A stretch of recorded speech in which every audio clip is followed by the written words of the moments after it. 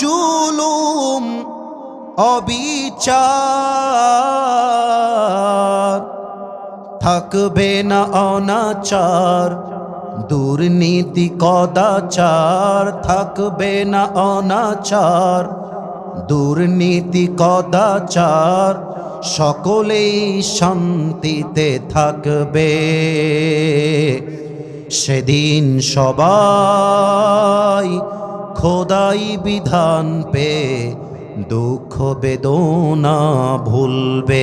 Just একটা line, যারা পারেন ইসলামকে ভালোবেসে একটা লাইন আমার সাথে তাল মিলিয়ে গাইবেন। কোনো একদিন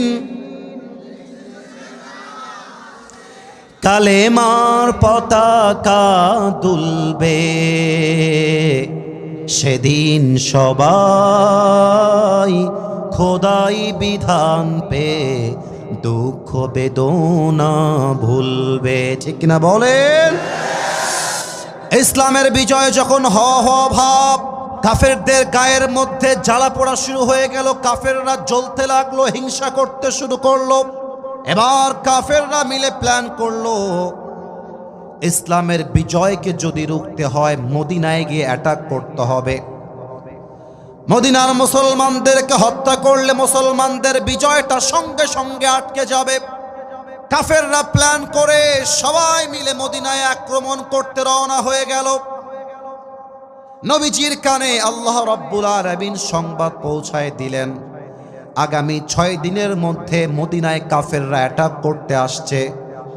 ইয়া রাসূলুল্লাহ, ইয়া হাবিবাল্লাহ, আপনি যুদ্ধের জন্য প্রস্তুত হয়ে যান, আপনি প্রিপেয়ার হয়ে যান। নবীজি যখন কানে খবর পৌঁছে গেল, সমস্ত সাহাবায়ে কেরামদেরকে নবী গোল করে বসে গেলেন, যেমন ভাবে আপনারা আমার সামনে এখন বসে আছেন।